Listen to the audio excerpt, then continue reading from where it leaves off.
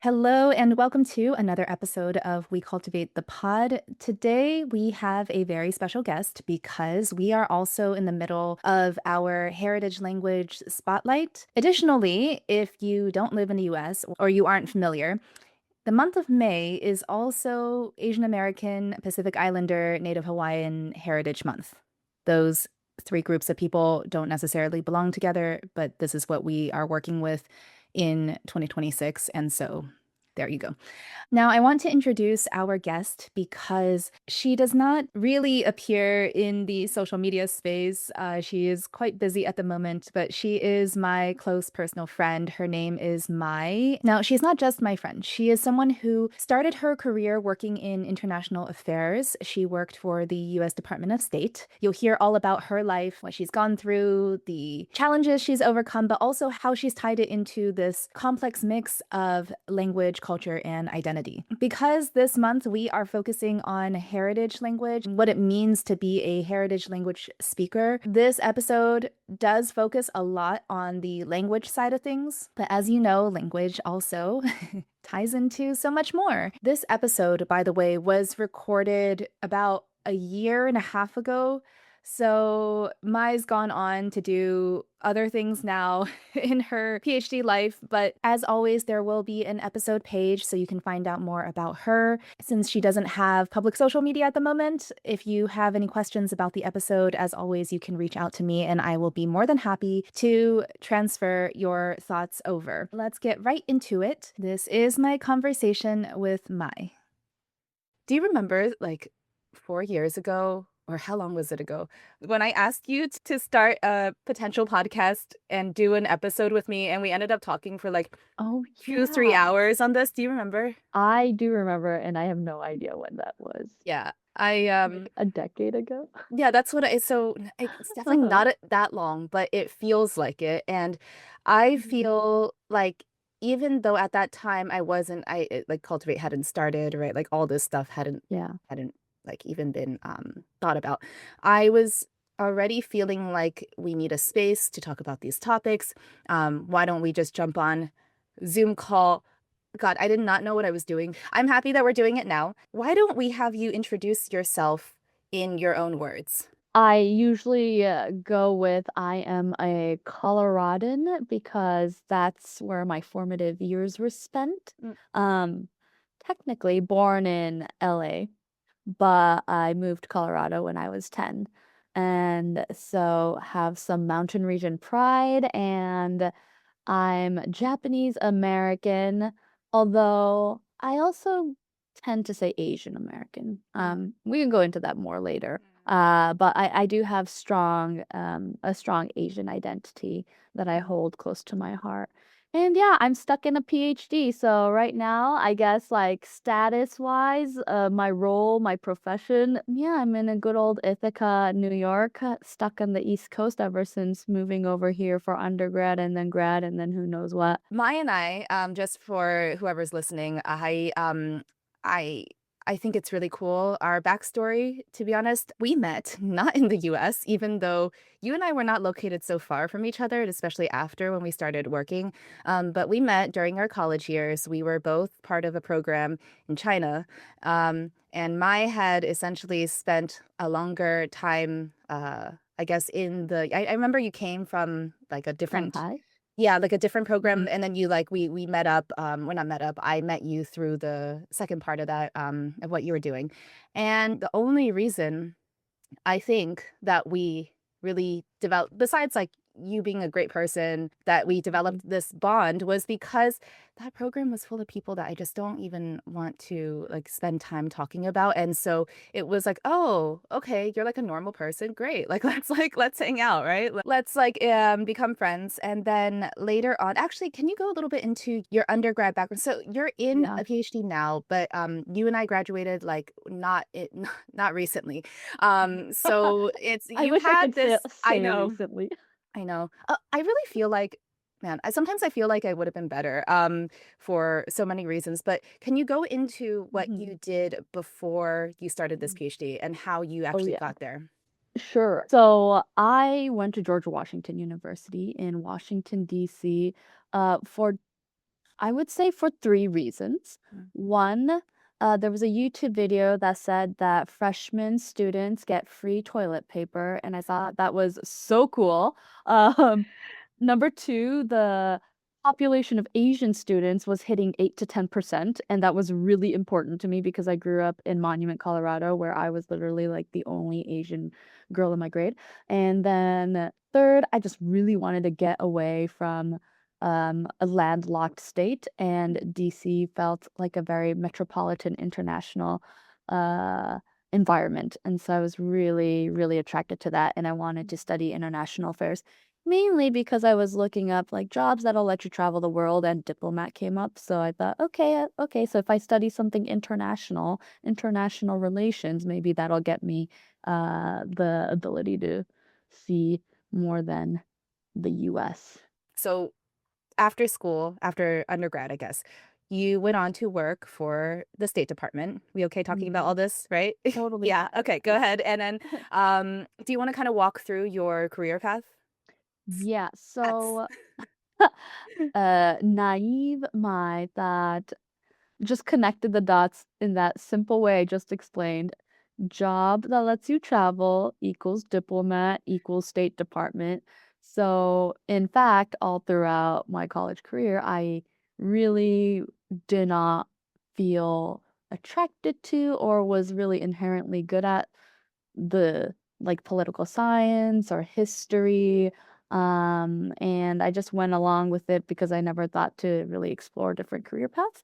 So I ended up at the State Department first as an intern, and then I worked my butt off to get this very specially created position where it's like, my student status allowed me to somehow Mhm, work as a civil servant there, and mhm, it was amazing, but that's when I realized that it wasn't for me. Took a semester off of my senior year so that I could intern full-time at the State Department. I really wanted to give it my all and really figure out if that was the right fit, and it turned out it was not, but I was allowed to continue working there, as a sort of student status civil servant. And so I went part-time to finish up undergrad while I continue work there and made money there. I feel like my earning peaked while I was in that role because I don't think I have made as much since then, which is so sad. yeah, But nonetheless, it wasn't for me. So I yeah, had my quarter life crisis and had to figure out what I truly wanted to do with my life professionally. right, and then you went on Y- after. Yep, I did. I was a news producer for a Japanese news agency. Mhm. That really helped me improve my honestly terrible Japanese skills. Yeah, because I never speak like ever since leaving home, I never used it. Ah, And I never used it in a professional setting, which is very different from speaking with in your family. mhm, And then I eventually decided to transition into the environmental sector. So I've really been pursuing that and navigating that ever since, trying to build my credibility and expertise on environmental issues. right, yeah, and when Mai gives this kind of, like, fast fact, I kinda feel like you need to also, understand that it's not like she was like, "Okay, and so environmental things, okay, and so, like, the next year." Like, I've watched you over years work your way into different industries, different sectors, and especially the environmental one, and even into this PhD, I've seen, like, the path, and so it's many years, it's a lot of hustle. I Thank you. definitely Yes.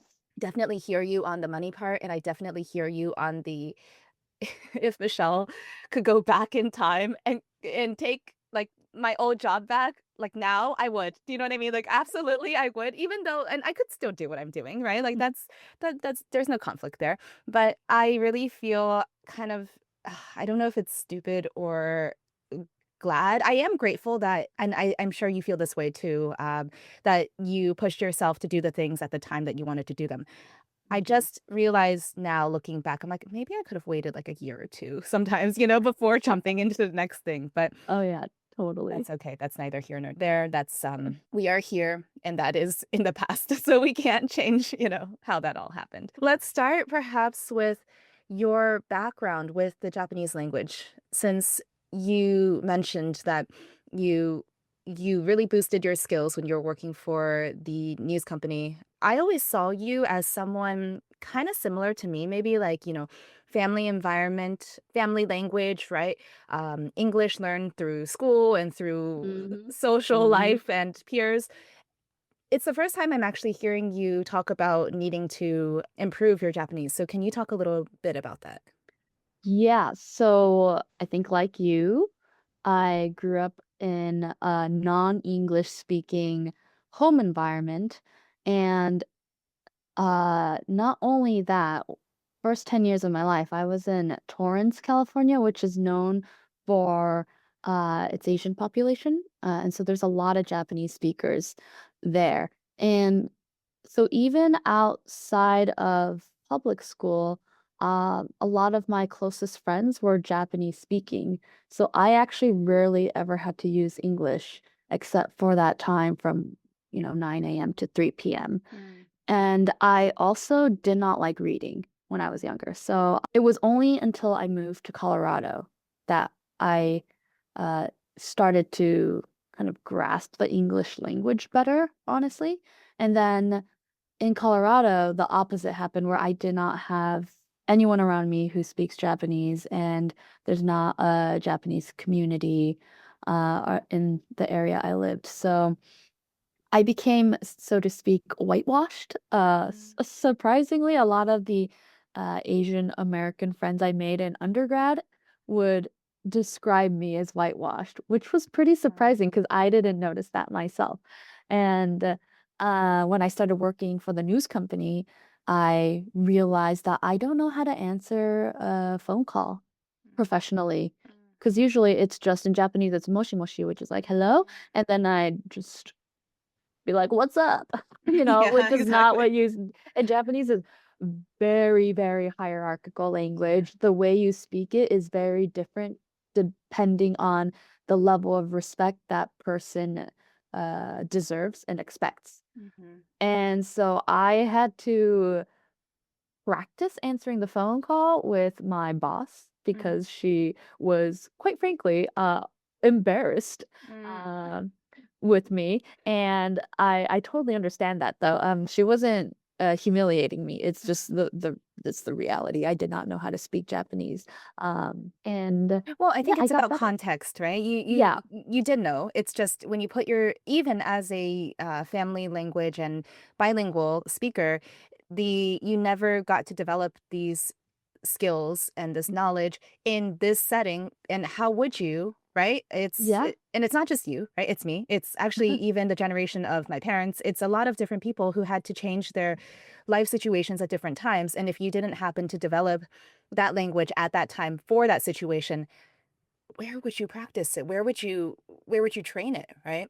Yeah, and you know what? It's interesting in that I grew up watching a lot of Japanese TV shows and dramas because yay, the internet, and also my grandparents would send me VHS tapes. Mhm, And so I was used to hearing it, mhm, but it's so different when you have to say it yourself. So that mhm, took me by surprise. I thought I would assimilate into office culture in terms of language much faster than what actually took me.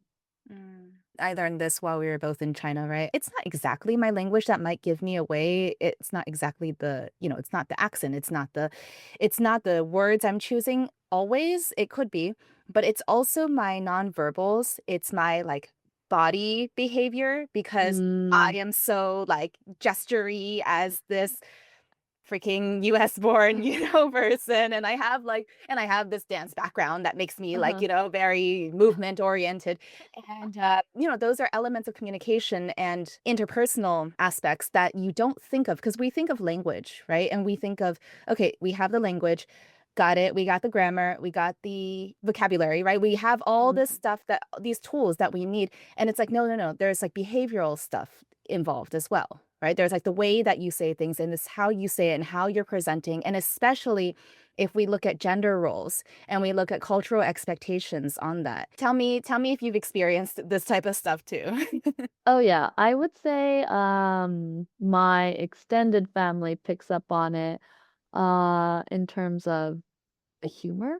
Mm, I American humor I mean, there's many different flavors, but I really do like being sarcastic at times, and it doesn't quite work in Japanese culture. They have their own version, but it's a bit more passive. Mm, You should probably not do it to your elders, and I tend to crash those barriers, I suppose, and I can say sarcastic things that they laugh at because they notice it's comedic, but then later I find out that they were really insulted by it. mm, Mhm, so that's happened mm, before. And in general, yeah, I would say I'm a lot more gregarious mm, than a typical, I suppose, gregarious this is the key though, gregarious to people who are still strangers and older than me.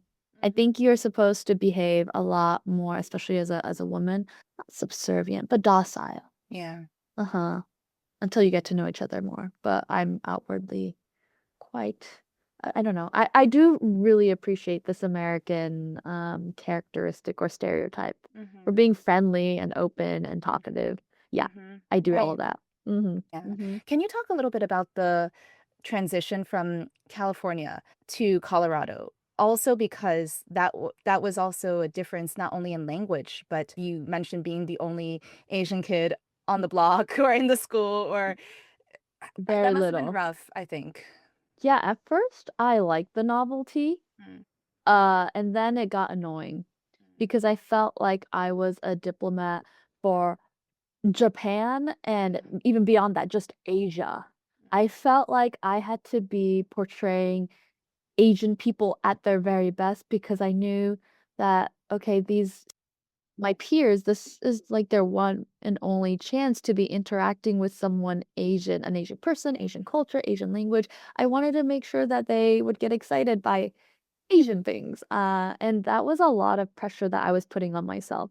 mm, And it was annoying in the sense that I could no longer assume they would understand like the cultural nuances. And when I mean culture, it also means like food, for example. Like bringing fish as a school lunch mhm, is normal, or so I thought, until I realized no, they had never eaten fish in their lives and they thought it smelled terrible mm, and they were questioning what the heck this white globby thing is. mm, And that's humiliating, but also offensive, and I just did not have the energy to stand up for the delicious qualities of fish mm. as a 10-year-old. How did you handle that? Because there's no right answer, right? But I'm just curious to know, also if your parents played a role. How did you Mhm. manage the difficulties presented there? I did not I definitely, whitewashed is a accurate term because I did not really want to bring attention to the Asianness Mm, of me. And so I did not talk about really, I never talked about my family history or anything related to Japan or my Japanese heritage. mm, So my friends, even though some of my childhood friends I'm still close to from Colorado, they don't know much about my background. They've started to learn more as adults, as mm, I've started to open up about it. When I visited this past fall, one of my close friends, she actually opened up about how she was so appalled with herself for not understanding as a high school senior why I was talking about looking at the population of Asian students for the colleges I was looking at. At mm, that time, she said, "Why does my care about that? That is so weird. What is this weird Asian pride she's showing?" And mm, then now she realizes that was so ignorant of her because, of course, there's a sense of community you desire from people who have that sort of shared language, culture, history. And I never knew she felt that way like back mm, then or how she feels now about it. mm, And, I appreciated that, I really did. mhm. How did your parents see you during this time? Were they aware that you were going through this? No, definitely not. No, I would Maybe this is a typical, I Classic. don't know, yeah, Asian thing. I don't know, East Yeah. Asian thing, Yeah, yeah, yeah. but we don't talk about our feelings Mm. too much. Actually, never unless it's like at a peak, then it just explodes. Yeah. Uh-huh. No, they did not, but it also wasn't to the point for me, at least, where it was influencing my everyday life. This is something I reflect on, and it's something that makes me think, "Oh, that definitely had a hand in shaping who I am now." But no, I never Mm. I did not wanna burden them with that because I knew it was tough for them as, like, immigrants who Mm. have moved from California where they had such a strong community to Monument, Colorado, where they truly had no one else Mm. but our immediate family. Mhm. I became a better student because I did not want to burden them, honestly. Like, I started getting good grades in school because I didn't want them going to parent-teacher conferences where they'd have to Mm. speak English, Mm. and they're very to me, embarrassingly terrible English. Mm. So no, I never did open up about Mhm. these things. And, from our conversations privately as friends, I have an image of your family that is definitely different from mine, Mhm, but, mhm. can you kind of walk through their path to the US and those experiences and with English, and then obviously this is probably gonna go into some childhood stuff, but, it's but, the sort of family, history that got you guys to here. Yeah, so my parents don't talk about themselves too much, so I'm still piecing together that Mhm, story as well, but let me do my best to try to, mhm, explain how they arrived to the US. mhm, Dad well, to start, they both appear to have been pretty well off, so there's that. mhm, A trickle-down effect did not happen, I can tell you. Where's the money? But, so yeah, both of them lived well off, but it seems they did not have a good upbringing in the sense of having, like, loving parents in a traditional way. mm, They I think in their each of their own ways, they felt suffocated. For my dad, he got into, I'm just gonna say finance sector, I don't really know, but I think he hated it. Hated it mhm, so much, and he's kind of a weirdo to begin with that he decided I'm moving somewhere that is all about freedom and liberty, AKA the USA. He mm, had no plan. He started working at a jewelry shop mm, in New York City. Meanwhile, my mom was diligently pursuing culinary arts, so she really wanted to cook for a living. And that got derailed when her evil stepmom told her that she needed to move to New York City and live with family friends as like an au pair of sorts. oh, And my mom was extremely obedient for some reason, and mm, she did not want to. She spoke no English, but mhm, she did it. And she moved to New York City, lived with I've mhm, no idea who, and started to learn English and started working at the jewelry shop where my parents met. oh, Yes. that's so cute. Oh my gosh, no. Oh Yeah, my it god. is, it is. Okay, well, I think it is. It Yeah. is.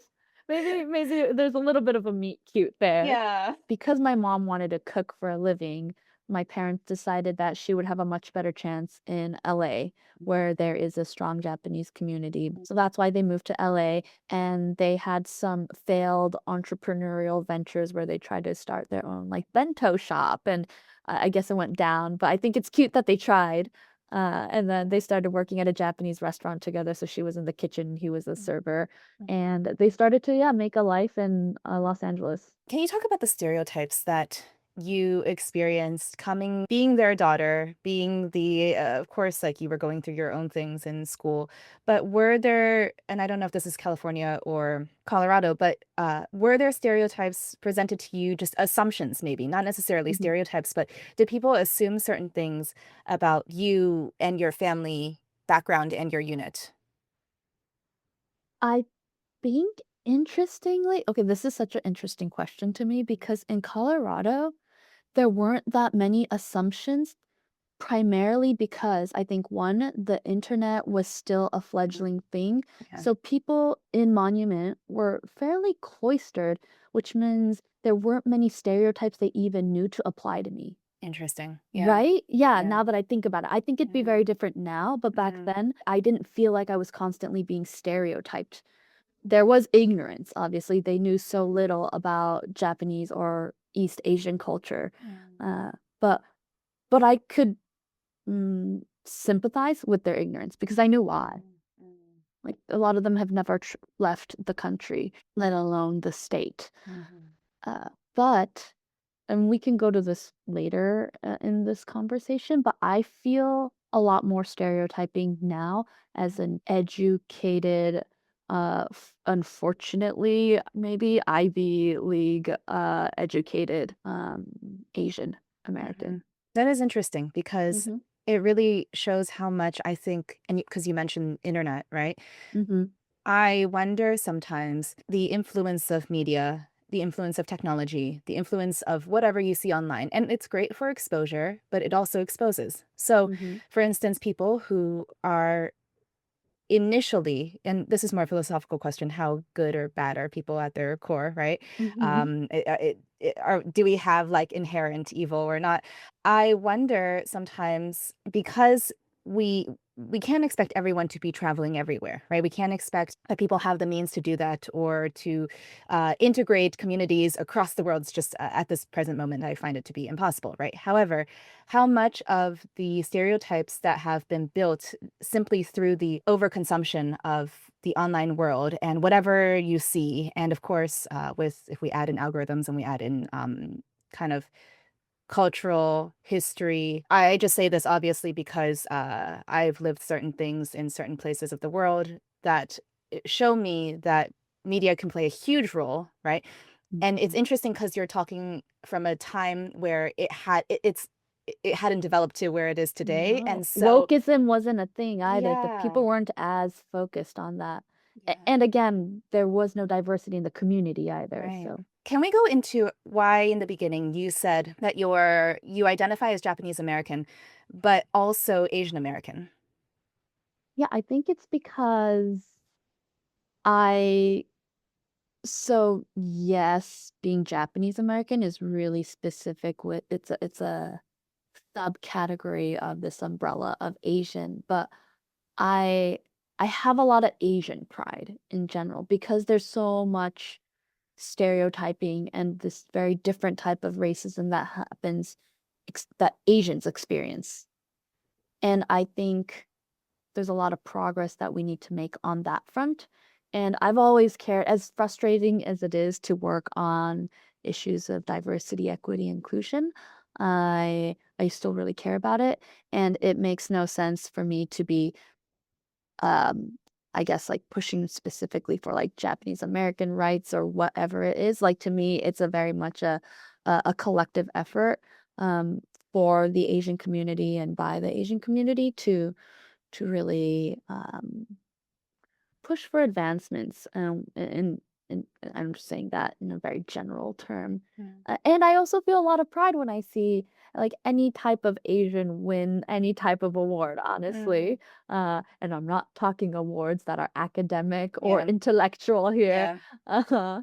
And all the other sectors, any sort of leadership position, it makes me very excited because there's like a bamboo ceiling, so to speak. Mm, mm. Did your parents ever push you to do the Ivy stuff, or was that because you wanted to alleviate them of that burden?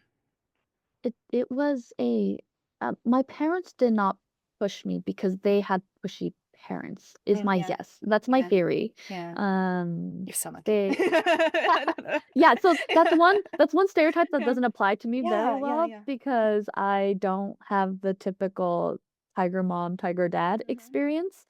In fact, I craved it a lot more. I wish they were more disciplinary, Yeah, but at the same time, they were not because they knew me very well. And I do, what is that thing that parents do? Reverse psychology. mm, It's very effective on me. If you tell me mm, to do something, I usually very much oppose it. I don't mm, like being told what to do. mm. So I think they also learned that for Mai to do what we want her to actually do, we need to not ask her to do it. Yeah, Yeah. which is funny because you ended up doing, and I don't say this lightly. I only recently found out that you Mhm, didn't have a tiger parent mhm, situation because even I, as your friend for years, was applying this stereotype on you because I mm, saw you in the same category of Ivy educated Asian Americans. And yeah. that is when I found that out, it's like, wait, then you ended up choosing the thing that everyone is trying to get out of. Do you know what I mean? Like no one wants this. Like the amount of people who are like, yeah, I studied engineering or like I went to medical school, but I just want to open a bakery. Like, you know what I mean? Like Yeah. the amount of people who are Asian American in this country who and here you are like, yeah, my rebellion was to do the exact same thing. It's so funny. It's so true. I cannot explain to you why I ended up where I am because it definitely was not motivated by my parents. They're often well, they have 2 concerns for me usually. My dad is, "Are you having enough fun? Don't forget there's more to Oh, life than studying." I'm like, "Okay, God, thank you, what? dad." I know. And then my mom is, "My get out of school. You are an adult. You need to make Oh, money. What the heck are you doing? Like your fun days are over. yeah, that's Please funny. grow up." I'm like, "Yes, Yeah. mom." Yeah, yeah. That's so funny because both of them, I think it's past reverse psychology now. They're just like, Yeah. enough, right? Yeah, yeah, it's true. Yeah. If it's too effective, god damn it, you know? Yeah, Yeah. yeah. Yeah. Well, I mean, you are really impressive, I think, to the like objectively on paper. That's why I think I wanted to take a moment and shine a proper light on the journey to uh, a PhD. It's not that you are in a PhD and that's your crowning achievement. I actually look at everything before that as because this is the most recent piece of your background, your journey. And I feel like if we don't put it in the context of also how you got there and we don't look at all the things that you went through and how many times yeah, you always seemed really studious to me, actually, like Mhm. way more than I ever was, right? I actually admired you a lot and you okay, just truth moment, you actually influenced me a lot in terms of modeling to me how to have fun and also work hard in school.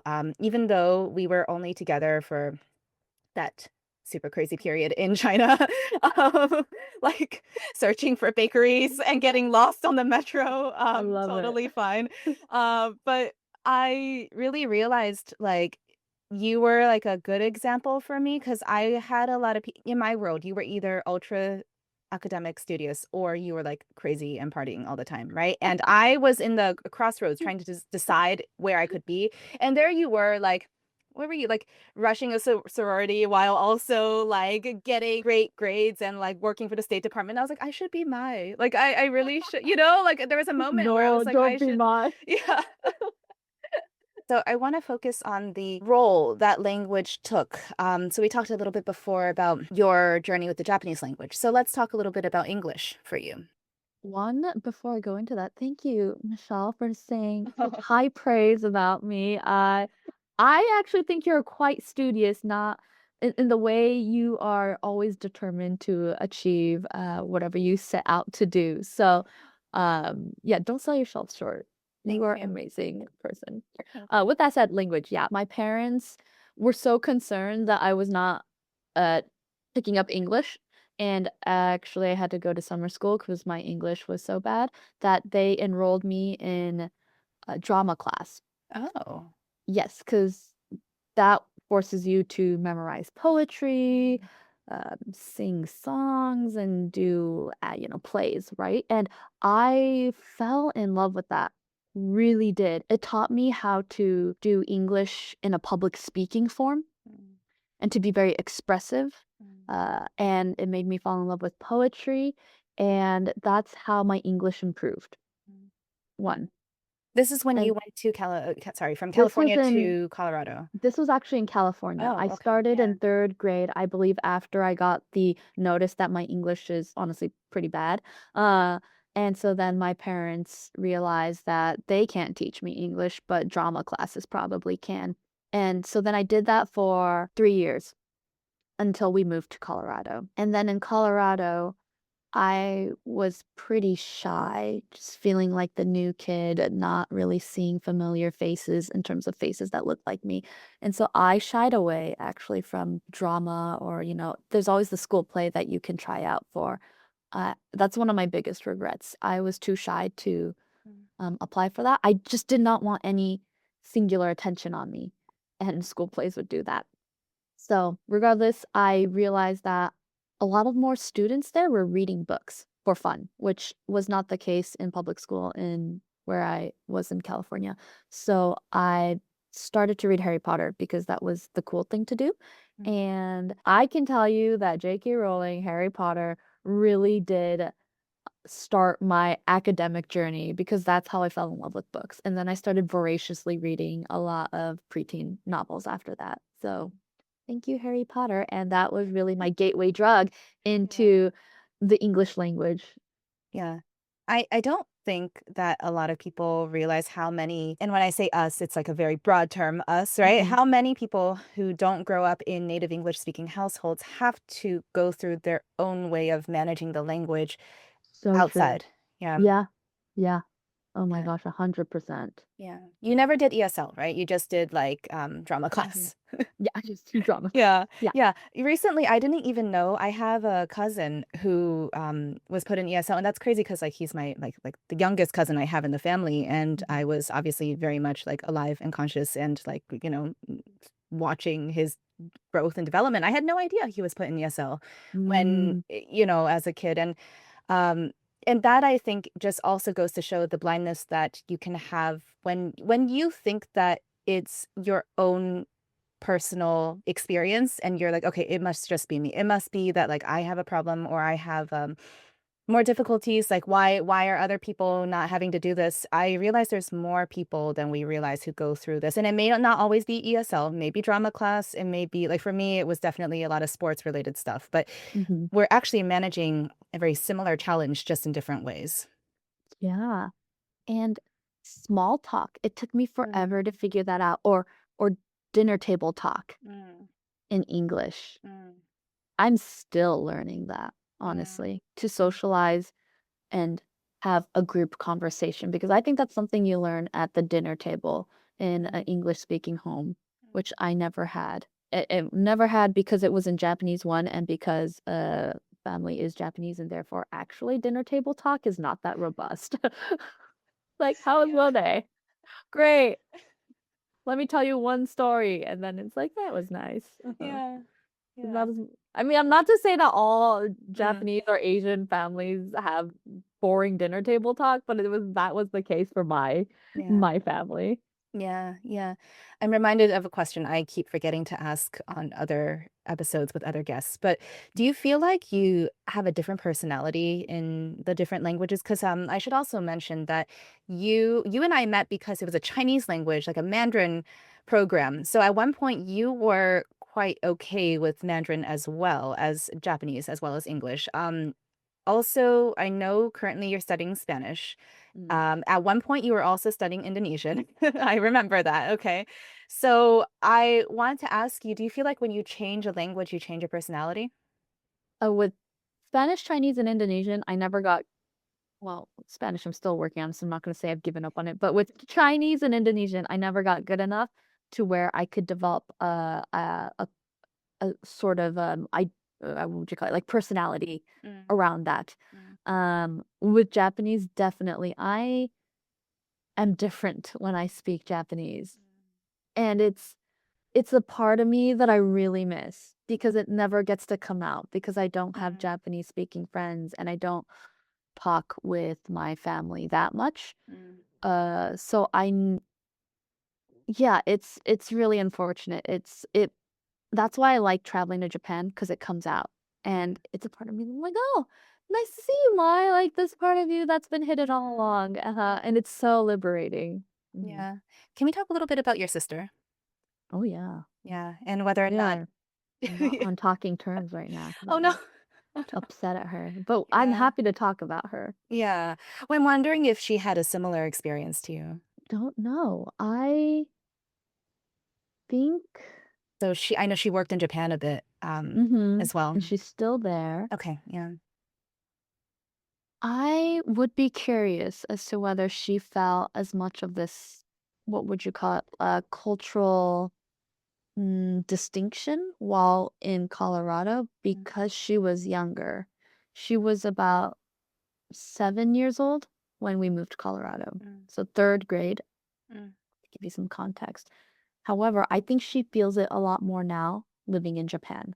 mm, She uses an American name. She uses mm, the word Annabelle, um, for, on her business card and mm. how she wants her colleagues to refer, her Wow. to as because it when her name she looks Japanese, and if her name is fully Japanese, people will place Japanese standards on her, and she is culturally American, Mm, uh, and that gives her some additional protections for mhm, work-life balance, mhm. so she goes by Annabelle, which to me is crazy, the level of, yeah, the differences, in this case, I guess, bad differences. That was very recent, right? So she chose this name a few years back? Yeah, a few years back, Mm, very strategically, mhm.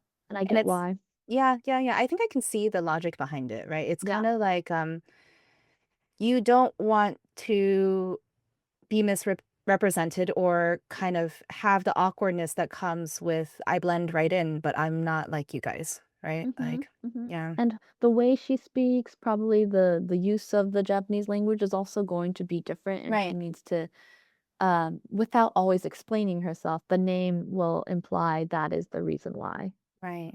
Mhm. Do you guys have, okay, well, you guys are not talking currently.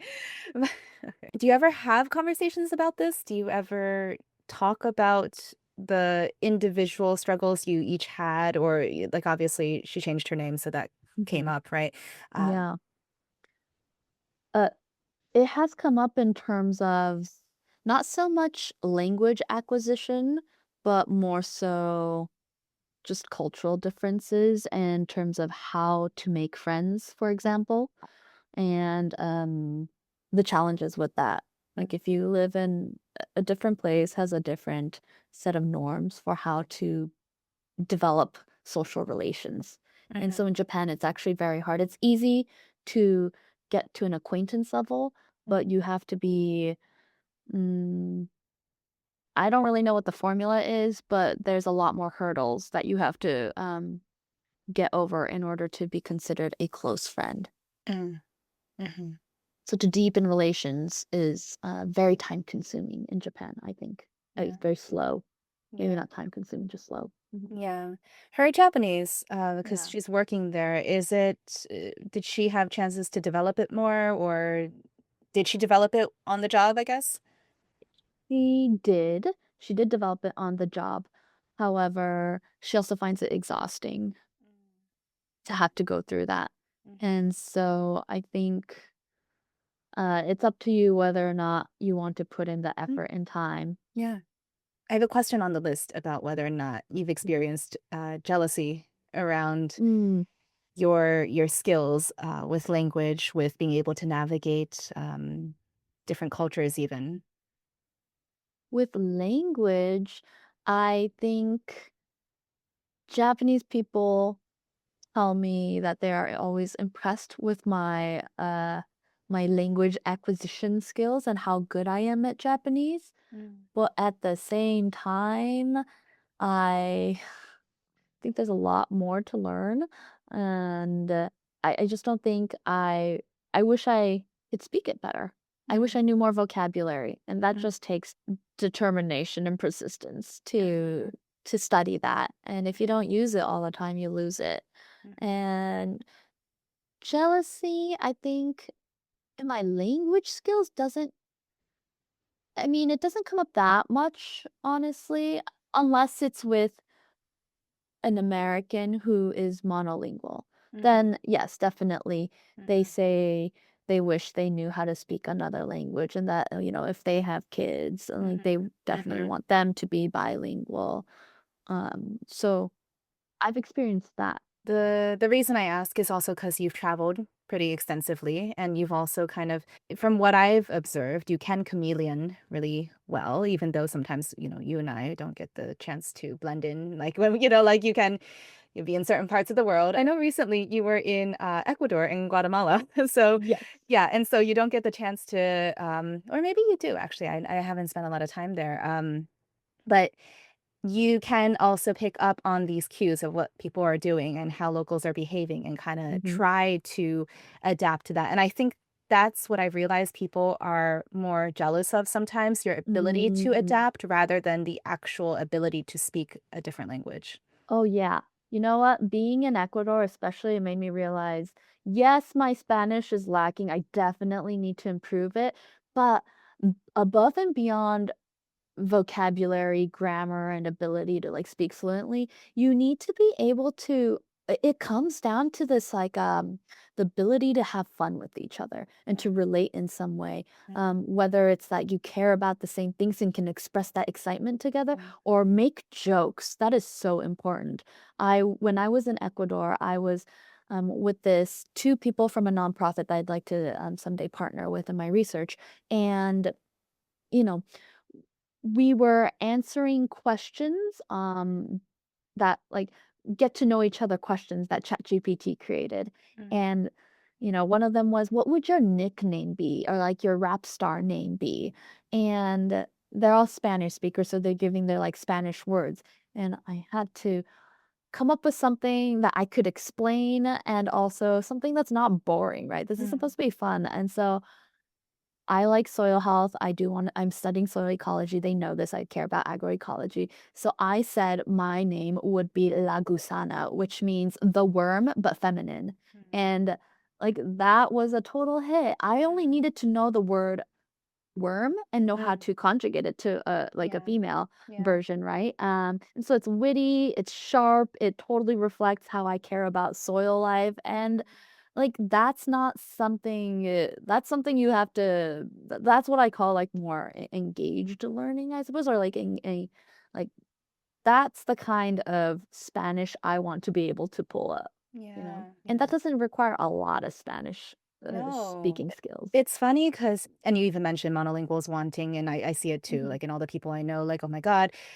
we've made kids, and now, like, they're gonna be sent into all these different types of programs to expose them to different languages," and it's I just, not just the mission of the company or the podcast or anything, it's kind of like, well, don't forget, there are a lot of other elements that come in when you are talking and interacting that actually don't depend on language, words, Mhm. right? Grammar, Mhm. vocabulary. Like, people are still behind this. So if somebody is not gonna want to talk to you because they don't, they have some sort of, preconceived notion about you, or they're walking in, right, with those prejudgments, um, they're not Oh, going yeah. to relate to you, even if you're a fluent native sounding speaker. You can perfect your accent all you want, right? It's Oh, still for gonna depend on sure. that. Yeah. Oh, yeah, they even told me that they were really worried that they had a preconceived notion that I would be a very uptight, elitist, Mm. like Cornelian, coming Oh. in to bring down the fun. Huh. And because, yeah, I was intruding on on one of the projects they were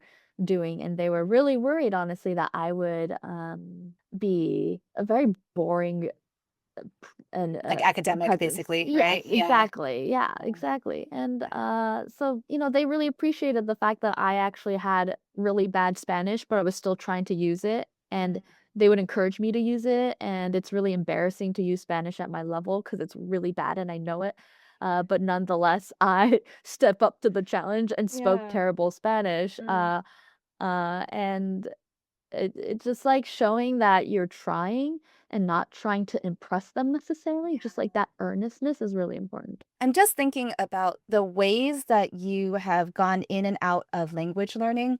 I'm wondering if we can talk a little bit about your experiences because you learned it. So we kind of take it out of the family environment and we look at the academic and institutional Mhm. stuff. Did I think you probably had to learn a foreign language in school, right? You learned Spanish maybe, or In, high in, school? yeah, in like middle or high school. Yeah, I took Spanish in high school and learned nothing, and, yes, I Yeah. studied Chinese in Yeah. undergrad. Yeah. That was actually I mean, there are constraints in Mm, learning it in like an academic in a school setting, but it was much better. But I've also done immersion programs now, both mm. like remote and in country, and had a little bit of one-on-one tutoring before as well. So I've come to realize that it depends on how you need and want to use the language. That should determine how you learn the language. So for me, with Spanish, I need to be able to develop relationships, have good interactions, be able to ask questions back when they say things, not as much about talking about my thoughts and ideas.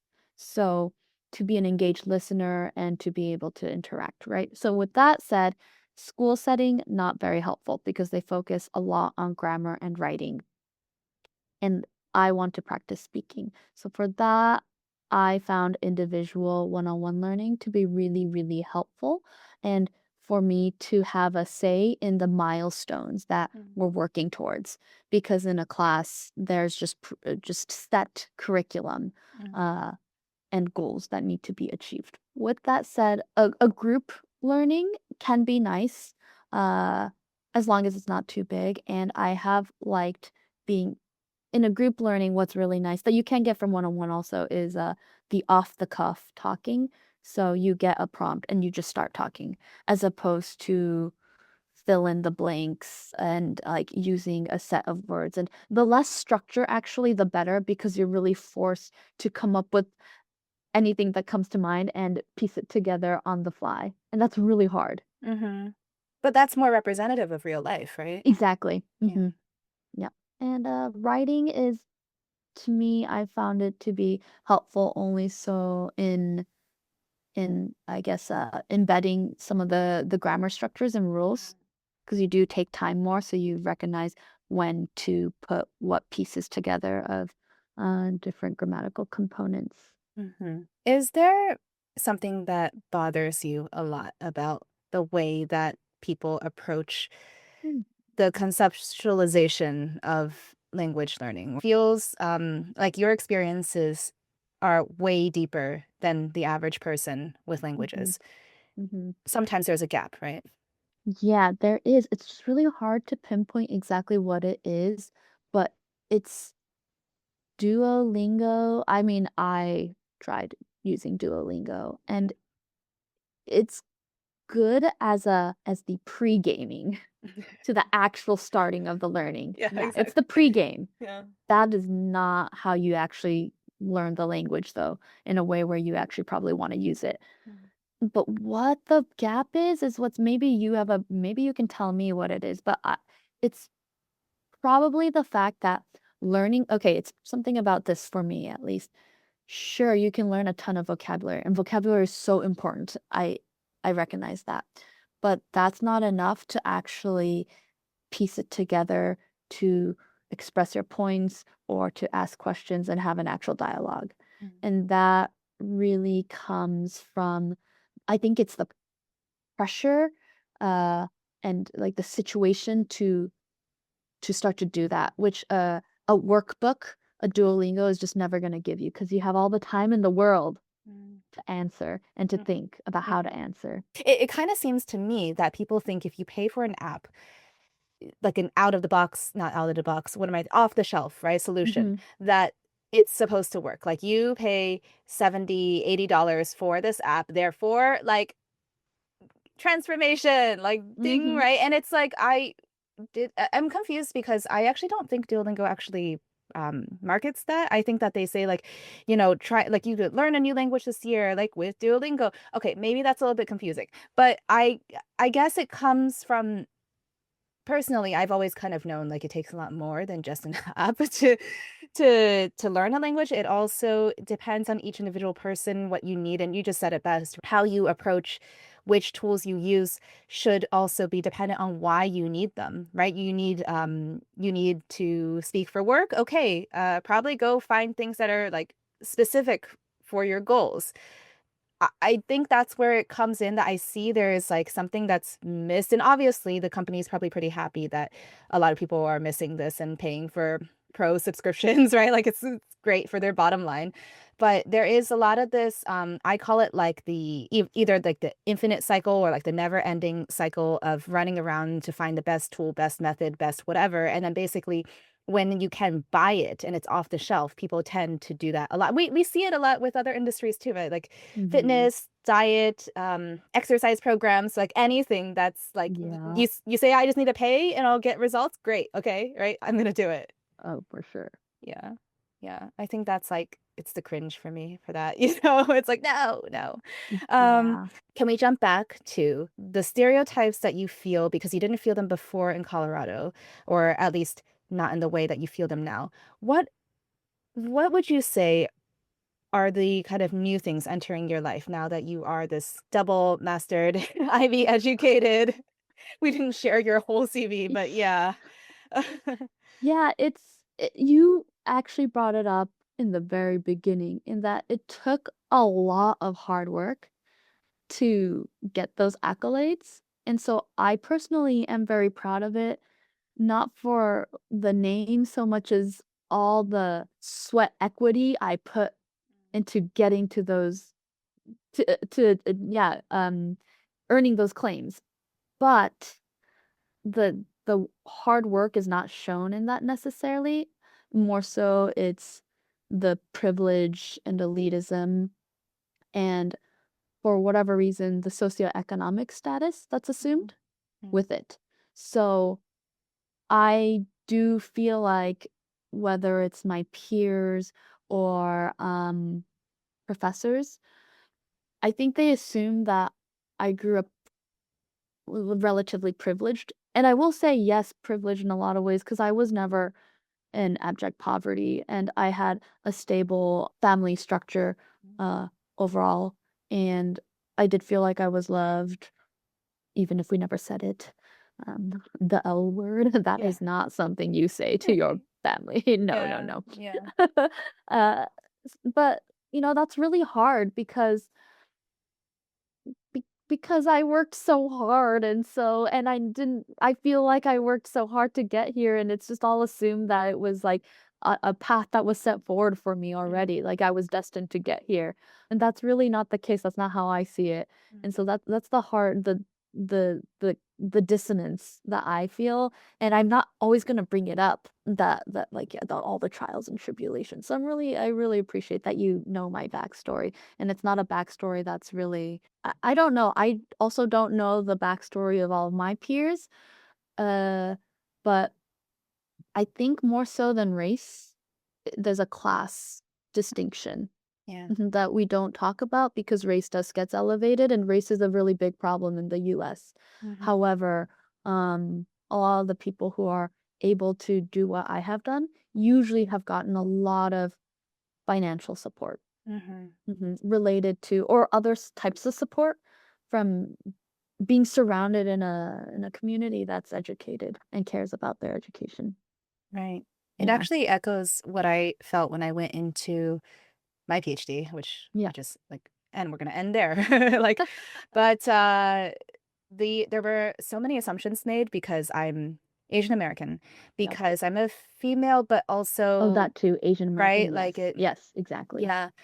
It's the fact that East in Asian a American, East by the Asian way. American, yeah, Yes. in a hard science, in, like, biological neuroscience, Mm, working in a lab, uh, there was a lot that went on there, and also how I was treated. I won't say the name of the institution I was at, but how I was treated even from the staff and the security guards and whoever, if they heard me speaking Mandarin, because occasionally we would have visiting researchers I needed to do, like, like, of course, unpaid translation, for and, mhm, cultural liaison work for, and how I was treated, literally as if, like, I don't speak English, right? So mhm, and then just flipping into English and be like, "What's going on here?" And then be like, "Oh," and then thinking, of course, like, and you feel it. You feel the what's applied to you, this it is definitely beyond race. It definitely goes into class. It goes into all of these shortcut assumptions, that people kind of wrap together, throw in one bundle your direction, and you're like, "That is absolutely not." Because if any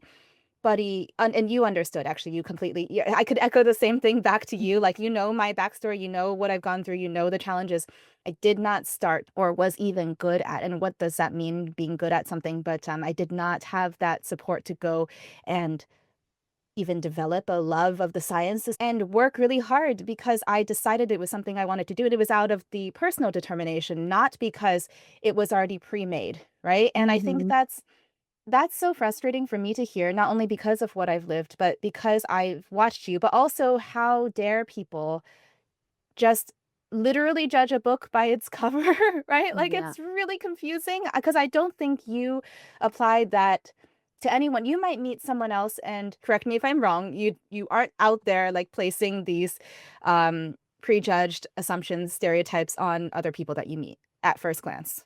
Yeah, I try not to. And to tie it back to language, I think why I'm not decent at learning new languages is not just language as in what would you call it, just like what you think about like Japanese, Indonesian, whatever. It's more, and I think you can relate to this because I've had to switch focus areas, study areas, just Mm, disciplines so many times, mm, and each discipline has its own language. The mm, sciences, mm, biology, mhm. the social sciences, anthropology, Yeah, political science, own set of languages of different types of words to right. say the same thing, and that requires that sort of learning of a new language over and over again, and the culture associated with the assumptions and norms and value systems. So having had to do that so many times lets me code switch, or I guess like strengthen my ability to code switch. Mhm. And it's kind of like transferable skills, just in a Hmm. different setting. Does it bother you when people say like, "Oh my, you're so good at learning new languages. Like you're just good at that," right? Yeah, oh yeah, like, "Oh, you're." It's so triggering. Or it really is, or not even new languages, just to say that, "Yeah, you've always been good at school." Or to people think that I was always a good student, and that blows my mind, because actually, I was not. I don't well, I suppose it depends, it's all relative, but undergrad, sure, my GPA was okay, but I was not like obsessing or excited about different political theories. I Mhm, just studied my butt off the mhm, night before usually, and I pulled all-nighters always right before deadlines. I did not learn for the sake of learning. I was not a good student. I just knew how to get good grades. mhm, I think now I'm a good student. I really do care about the content, and the concepts, right? mhm, But mm-mm. I was mhm, not a good student. I did not know how to be a good student. I didn't know what it means to be a student, and the value of learning mhm, until honestly, until this PhD, because even grad school, my objective was to go out back out into the professional world and develop hard skills. mhm. So learning is a skill in it of Yeah, itself. Yeah. yeah, and learning how you learn, right? Not learning as, like, Yeah. this abstract concept that's equally Oh applied my gosh. all across Yeah. the board. Yeah. Oh, for sure. Yeah. I've always been a really direct and overly honest, overly authentic perhaps sometimes, communicator, and I would say things like, "Oh god, I did so bad on that chem exam because yeah, Uh-huh. I failed it," right? Like, of Yeah. course I did bad, and that was the honest truth, Yeah. and come to find out, like, a year or 2 later, this is back in undergrad, that people thought I was one of those, like, "Oh, I did so bad, but actually, I'm the reason that the professor won't give a curve." Like, they literally put that on me, Mm. Yeah. and I was like, "Do you want to see my grades? Do you want to see my like, I don't know. I was a gymnast up until that point. I had no idea Yeah. how to study. Why the hell would I know? Like, where would I have learned all this, Yeah. right? It Like doesn't make any sense. stoichiometry. I know. Oh my god. Screw all that, right? Like, I just and this was pre-internet being developed to a way like YouTube had just barely come out as a concept. I no, like I did not have YouTube tutorials. Later on, when I went back for my master's, I actually had a much easier time because I had so many more resources available. Mhm. Like, Yeah. oh, Khan Academy. Oh, like, like Oh my gosh, Coursera. yeah. Like, Doctor yeah, YouTube, thank you yeah. so much. Yeah. Let's look at the future. I always like to end on like a I try to end on a positive note. It doesn't always work, but let's look at the future. Let's have you try to integrate your prior experience in the geopolitical international affairs side of things, your personal experiences with culture, language, and communication, and also a little bit of what you know more technically with the field of research that you're in now. Mhm. Where do you think we're going in terms of a global society, in terms of communication, in terms of learning? It's a very open question. Feel free to answer however you want. Well, I've been a teaching assistant this semester, and I can tell you that the AI derived tools have been a game changer for learning, good and bad. It's really helpful for you to be able to like validate the concepts and for you to further deepen and improve. However, currently, a lot of students, undergraduate students, who are still like trying to figure out how they learn and what to learn and the ways to learn, they're using it as a crutch and they don't try for themselves first. I think, like a tool like ChatGPT can help you get better, but you have to first have like a foundational knowledge to know when the tool is not delivering the depth or honestly like the quality or correct answers that you need. So, I mean, I've gotten papers that were fully written by ChatGPT by my undergrad students, and this is at a supposedly an Ivy institution. Um, so they should technically be smart enough to do these assignments themselves, and they're not. And they've been using it to take in-class exams, and those that has happened to.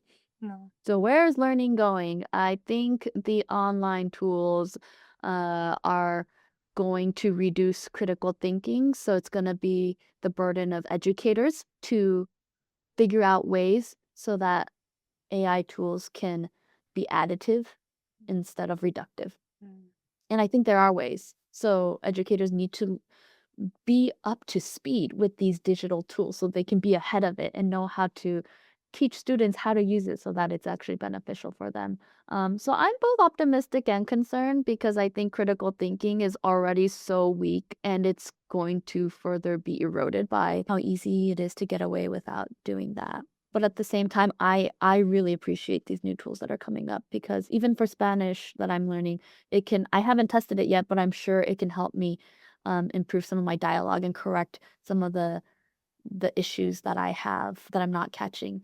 Unless you have something that is like a one-on-one tutoring session or more like a customized learning, then like the services you offer, Michelle, I think are really nice in that it can pinpoint exactly what you keep messing up Mm. that many teachers will overlook Mhm. because it's just so specific to you that they Mhm. don't have time for it. But I think these tools can also help with that, Yeah. like when you're not, yeah, in like a Yeah. session with your teacher. Yeah, yeah, like, I always tell clients that they should not be just working with me. I actually no, not even tell them, like, we have a whole um, kind of onboarding, and it's Mhm. like, here are the expectations.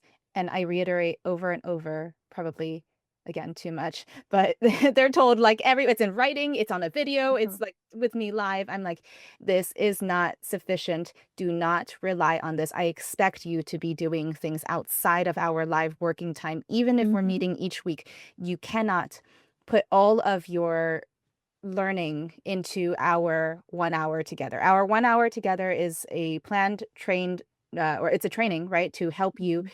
target specific things the same way you go to a gym and you work with a personal trainer, but you cannot be expecting anything if you are not, Mhm. you're totally passive, like, living life and you show up and you join a Zoom meeting, you're like, okay, Yep. let's go, right? Yep. So, yeah, these are great tools. I agree. I think it's a little bit challenging for everyone to not love hate technology, right? It's been so many years. It's just AI is like literal, like, uh, it doesn't shock me to hear that students have given you completely AI generated tools, assignments, Assignments, right, from yeah. these tools. I feel that it's the natural expectation and it's on institutions. And I don't know if it's on the educator themselves. I think that it's like most people are definitely taxed, right, on that professional side. But to find ways to control against this, I mean, but you know how it's like you can't be relying on these tools. You must. So my point is, schools adapted before. Just the difference is they never had a tool this powerful to come up against, right? Mhm. We did work really hard against plagiarism when computers started coming out and people had to submit online assignments. And obviously, there are all these checks, like, ID checks when you take exams. I don't have an answer, but I'm thinking like it's again like the next iteration of that. Oh, yeah, I'm all for learning how to live with it, coexistence, Mhm. because you can't tell them not to use it, but it's more integrating it into the assignments themselves. So maybe For example, a literature review, a lot of that most students use ChatGPT to help them write it, which is okay. But I think next time, what would be better is if we ask them explicitly to just use ChatGPT first, turn that in. The next assignment would be one where we ask them to use that as reference to write something themselves Mhm. or to critique what might have been missing from each of the Mhm. summaries that Mhm. ChatGPT made for each of the Mhm. papers, for example. Mhm. So I think there's ways to work with it. Mhm. Well, Mm. thank you. Thank you for spending a nice chunk of your Sunday morning with me. That's lovely. No, because I know it's not easy to number one, just because you're my friend doesn't mean you have to say yes to things I ask you, right? But number two, I think these topics are the reason I asked you to be on the podcast is because we've had a number of conversations on all these topics separately. But I also know that you're someone who has really, really thought about them because just being Asian American or a person of color or a multilingual person does not mean that you've actually spent the time to personally self-reflect. And I know you've done that. I really appreciate you sharing about your background, your life history. You know, it's personal. So thank you for being here today. No, thank you for giving me the space to reflect on my past and where I am today. And it's been really nice because I actually feel really proud of myself through this. And you ask really provocative questions that make me think about my opinions on language learning and the role of culture in that and how they're so like language is part of human culture or community culture. So Right. uh yeah, thanks, Michelle. I'm so excited to see where this goes.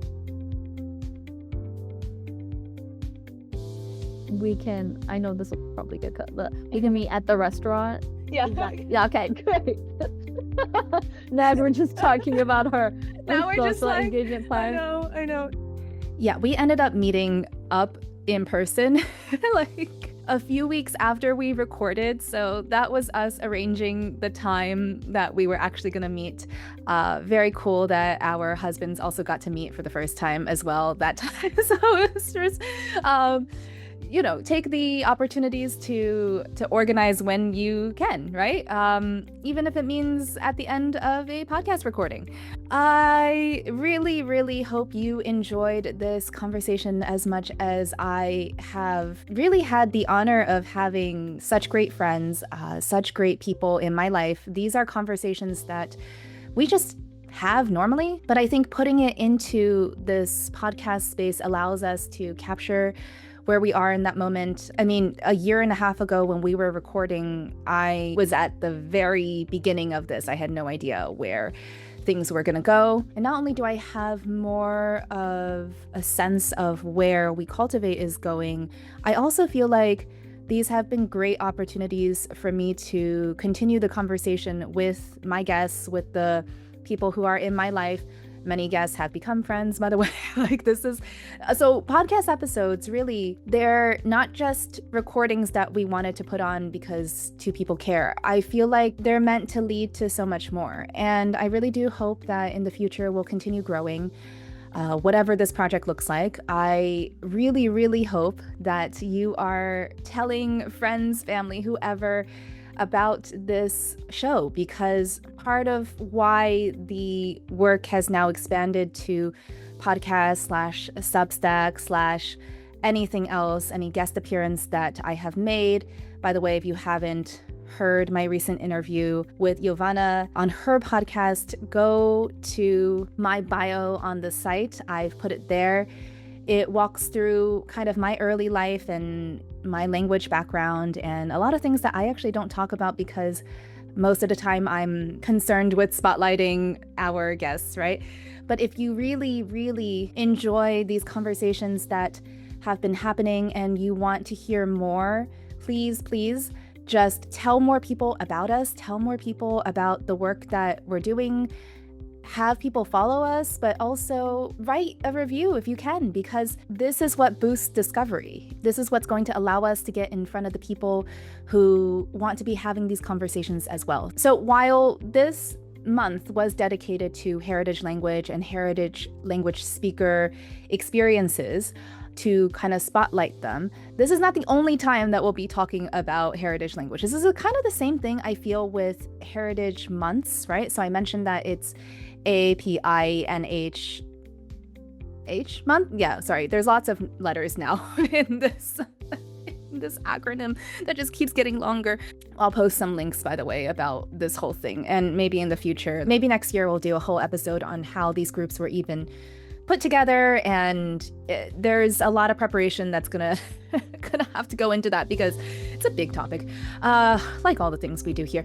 If you haven't looked at our Substack yet, make sure that you catch our new series called Inherited Interrupted. It's a mix of pieces that I've written and guest pieces, kind of showcasing the diversity of experiences being a heritage language speaker. Heritage language already as a category, and heritage language learning and heritage language acquisition and all of this stuff is already overlooked enough.